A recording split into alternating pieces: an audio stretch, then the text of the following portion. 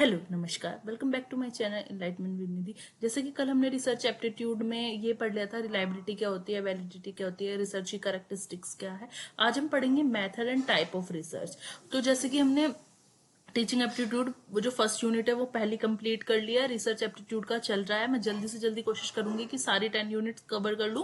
फिर पेपर 2 मेरा एजुकेशन है, उसकी भी मैं वीडियो जल्दी ही लाऊंगी। दिसंबर से आई थिंक नवंबर हाफ तक मैं ये पूरा कंप्लीट करने की कोशिश करूंगी। चलो, तो अभी हम फोकस करते हैं कि method and types of research क्या होती है। ठीक है, तो मेथड्स क्या होते हैं। तो मेथड बेसिकली होता क्या है, मेथड एक सिस्टमैटिक प्रोसीजर है या टेक्निक्स बोल सकते हैं, जिससे कि हम डाटा को गैदर करते हैं, एनालाइज करते हैं, इंटरप्रेट करते हैं, कंक्लूजन निकाल देते हैं कि रिसर्च क्वेश्चन क्या होना चाहिए, टाइप और हाइपोथेसिस को कैसे टेस्ट करना चाहिए। तो मेथड्स होते हैं अलग अलग। जैसे कोई कोई होता है, कोई मेथड होता है डिस्क्रिप्टिव कि हमने पूरा खोल के बता दिया, कोई होता है कोरिलेशन कि हमने उनके बीच में रिलेशनशिप बताया, कोई एक्सप्लोरेटरी होता है, हिस्टोरिकल होता है। तो अलग अलग टाइप होते हैं। तो अब हम सबसे पहले हम पढ़ेंगे डिस्क्रिप्टिव। अब डिस्क्रिप्टिव रिसर्च में क्या होगा, बहुत बच्चे कंफ्यूज होंगे, अरे भाई डिस्क्रिप्टिव रिसर्च क्या होगा।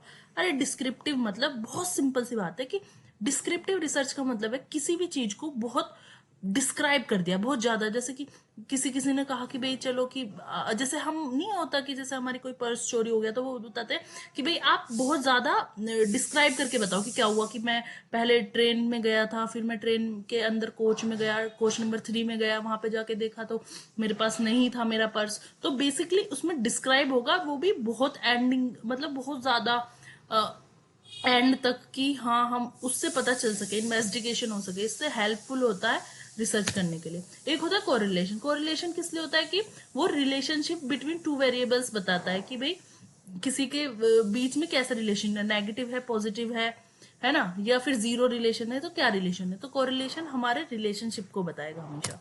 और एक्सपोस्ट फैक्टो रिसर्च क्या होते हैं, देखो एक्सपोज फैक्टर रिसर्च कब होती है, जैसे कोई काम है। अब जैसे जैसे मैंने एक चोरी का एग्जांपल दिया आपको, तो वो चोरी हो चुकी है, उसके बाद जो रिसर्च करी जाएगी, क्योंकि अब पहले तो चोरी नहीं हुई थी ना। हम पहले एक एक होता है कि हमने पहले ही, जैसे कोरिलेशन में हम पहले रिलेशनशिप निकालेंगे कि ऐसा इनके बीच में क्या रिलेशनशिप है।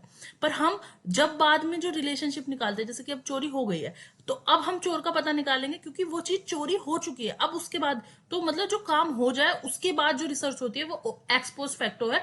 इसमें हम कोई भी चेंज नहीं कर सकते, कोई भी इंडिपेंडेंट वेरिएबल चेंज नहीं होगा, ना डिपेंडेंट वेरिएबल चेंज होगा। ये चीज पहले से ही हो चुकी है।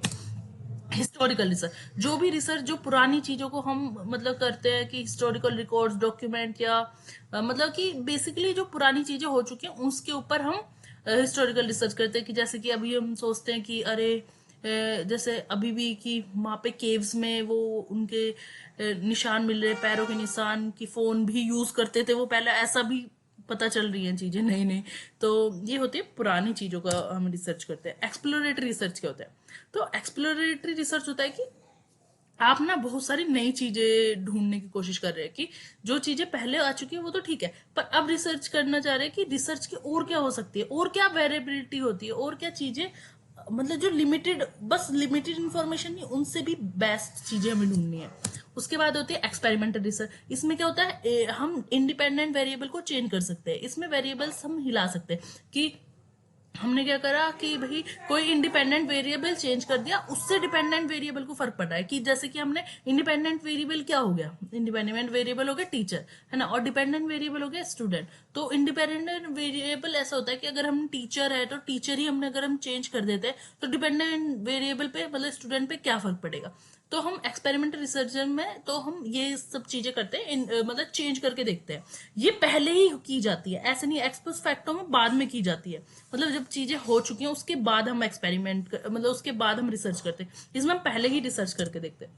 फंडामेंटल बेसिक और उसको प्योर रिसर्च भी बोलते हैं। उसमें क्या होता है कि हम पहली बात तो नॉलेज को मतलब थोड़ा बढ़ाने की कोशिश करते हैं और डिस्कवरी करते हैं, इन्वेंशंस करते हैं।